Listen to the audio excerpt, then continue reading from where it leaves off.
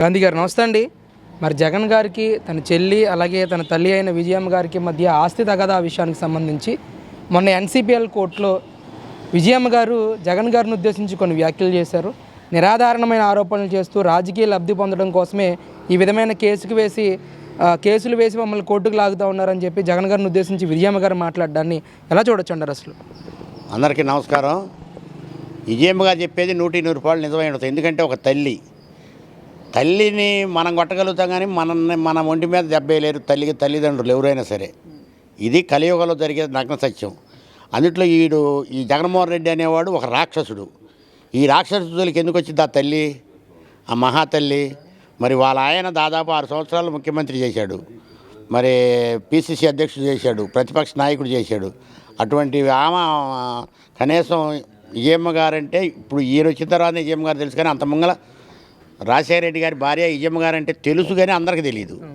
రాష్ట్రంలో అందరికీ తెలియదు, ఉమ్మడి రాష్ట్రంలో అందరికీ తెలియదు. 10 కోట్ల జనాభాలో సగం మందికి కూడా తెలియదు. మరి ఇవాళ ఈయన ఆడే నాటకాలన్నీ బొంకులే కదా. ఈయన అబద్ధం చెప్పకుండా ఏ డయాస్ మీద మాట్లాడడం, ఈయన 100కి 130 అబద్ధాలు చెబుతాడు జగన్మోహన్ రెడ్డి. అదే కోవలోకి చెందిన వాళ్ళే మంత్రులు కానీ వాళ్ళ సామంతులు కానీ మొత్తం. మరి వాళ్ళ తల్లి ఎందుకు చెప్పింది కొడుకు మీద? చెప్పదు కదా. అతను చేసిన మోసాల గురించి చెప్పింది, నిజం చెప్పింది అక్కడ కోర్టులో. అబద్ధం చెప్పకుండా ఇద్దరు సమానమే, ఆమెకి కొడుకు కూతురు ఇద్దరు సమానమే. రెండు కళ్ళే కాబట్టి జడ్జి గారి ముంగల చెప్పేసింది. తప్పే ఉంది దాంట్లో. అది తప్పు పడటానికి జగన్మోహన్ రెడ్డి కాదు, ఎవడల్లా కాదు. అది అసలు వాళ్ళ ఫ్యామిలీ విషయం. ఆమె ఏమైనా చెప్పింది తల్లిగా, ఎందుకంటే ఇద్దరు కావాల్సిన వాళ్ళు, ఇద్దరు కడుపును పుట్టారు కాబట్టి ఆమె నిజమే చెప్పింది, అబద్ధం మాత్రం చెప్పదు. ఎందుకంటే ఈయన మాత్రం దోసు తినే మాట మాత్రం వాస్తవం. ఎందుకంటే రాష్ట్రాన్ని దోసు తిన్నాడు, తల్లిని చెల్లిని బజార్ని వేసాడు. ఇంకంతకంటే మూర్ఖత్వం ఇంకోటి ఉందా?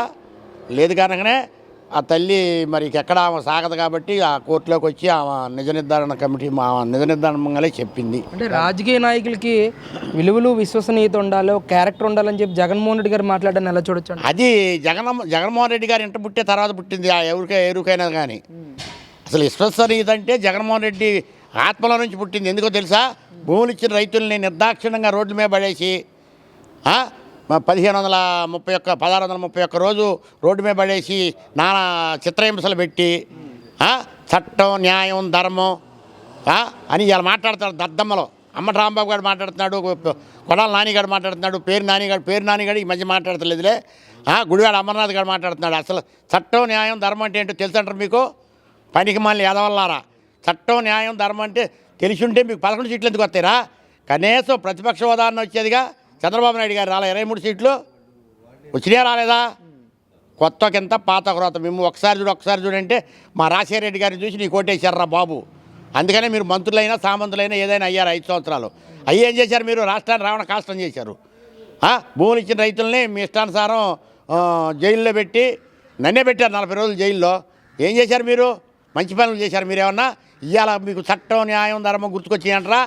పనికి మళ్ళీ దద్దమల్లారా. అరే అమ్మటి రాంబాబుగా జిల్లాకి చెడు పేరు దేబాకరా. నువ్వు రంగేమే తలకే కట్టడానికి రంగేమే ఇంత మొగలు వేసేవాడు గారా. ఇప్పుడు ఎందుకు వేయవు? వాళ్ళు చంపుతాడని భయం నీకు. జగన్మోహన్ రెడ్డి అనేవాడు చంపుతాడు, ఎందుకంటే నల్ల పెన్ను జేబులో వెంటనే చంపేస్తాడు. అందుకని భయంరా మీకు. ఏ నాయకుడైనా ఒక నాయకుడిని చూసి ఒక నాయకుడు దడిచేటప్పుడు అది పరిపాలనా విధానం కాదది. ఎందుకంటే నువ్వు క్యాబినెట్ మంత్రివి, నీ స్వతహాగా కొన్ని నిర్ణయాలు నీకు ఉండాలా, ఉంటేనే అది పరిపాలన అంటారు. అంతేగాని నువ్వు ఆయన ఏది స్క్రిప్ట్ రాసిస్తే అది చదివారా మీరు? మీ 26 మంది మంత్రులు ఎవడరా మీలో స్వశక్తిగా మీరు క్యాబినెట్ మినిస్టర్ కానీ ఎవడైనా సరే, ఎస్సీ కార్పొరేషన్ చైర్మన్లు కానీ ఎవడైనా సరే మీరు సొంతగా నిర్ణయం తీసుకుని ఒక కుర్చీ కొనారంటారు ఆఫీసులో? తెలుసా మీకు అసలు? సొంతగా మీరు ₹1 వాడారా? పనికి మాల దద్దమ్మ. ఎందుకు రామన్ రాంబాబుగా నీ సీనియర్ నాయకుడు అని చెప్పుకోవడానికి కూడా మాకు సిగ్గుగా ఉంది. ఎందుకంటే మా పార్టీలోంచి పోయి నువ్వు మా పార్టీకి ఎన్నుపోటు పొడిచి మా పార్టీలో ఫస్ట్ ఎమ్మెల్యే అయ్యి మా పార్టీకి ఎన్నుపోటు పొడిచి సోనియా గాంధీ గారిని నమ్మక ద్రోహం చేసి బయటికి వెళ్ళేవరా బాబు. నువ్వు అట్నే జావిక. అంతేగాని ఎవరిని ఏజ్ఞానంగా తృణీకరించి మాట్లాడబాకండి మీరు. అంటే వైసీపీ పార్టీ ఓడిపోయిన తర్వాత తరచూ ప్రెస్ ముందుకు వచ్చి కూటమి ప్రభుత్వం మీద విమర్శలు చేస్తున్న వ్యక్తులు అంబటి రాంబాబు గారు మొట్టమొదటి వ్యక్తిగా కనిపిస్తూ ఉన్నారు. అందుకనే వాడికి పరీక్షలు పెడతాము రేపు. రేపు పరీక్షలు పెట్టిన తర్వాత వాడే ఫస్ట్ మార్కులు వస్తాడు. విమర్శించడంలో కానీ చెప్పడంలో కానీ నొక్కి ఒక్కాలించి చెబుతాడు. వాడు అన్నీ చూసినట్టే చెబుతాడు. ఎందుకంటే వాడు పకటి వేసగాడు. వాడు మంత్రి పదవి చేస్తాడనే పకటి వేసాలు వేసి డ్యాన్సులు వేసాడు డ్యాన్సర్లు ఏమిటి. అట్లాంటి పనికి మాలిన ఎదవా పనికి మాలిన దద్దమ్మ అని చెబుతున్నాను నేను. ఆ దద్దమ్మకి మినిస్టర్ పదవి ఇచ్చాడు ఈ పనికి మాలిన జగన్మోహన్ రెడ్డి. మరి ఇది ఎక్కడా లేదు కలియుగంలో. ఇంతవరకు నాకు 67 సంవత్సరాలు ఇంతవరకు ఏ గవర్నమెంట్లో కూడా ఇట్లాంటి దుష్పరిపాలన చేసిన గవర్నమెంట్ ఎక్కడా లేదు. 29 రాష్ట్రాల్లో ఎక్కడా లేదు. ఈ జగన్మోహన్ రెడ్డి అరాచక పాలన, అవినీతి పాలన, మరి దుష్ట పరిపాలన, జైళ్ల పరిపాలన, కోర్టుల పరిపాలన, అన్ని వ్యవస్థలు నాశనం చేసింది ఎవరయ్యా అంటే జగన్మోహన్ రెడ్డి. ఏ వ్యవస్థ బాగుంది? బాగోదు కాబట్టే 11 సీట్లు పరిమితం అయ్యావరా పనికి మాలిన దద్దమ్మ. మా జిల్లా వాడని చెప్పడానికి కూడా నాకు సిగ్గేస్తారు. హైదరాబాద్ పోతే అమ్మటి రాంబాబు గారు మీ జిల్లా అంటకంటే నాకు సిగ్గేస్తుంది. కరెక్ట్గా మాట్లాడు, సబ్జెక్ట్ ఏది ఉంటే అది మాట్లాడు. వీళ్ళు రాజకీయంగా తప్పు చేస్తే విమర్శించు, పోట్లాడు. అది సబ్జెక్ట్ ఉండాలా.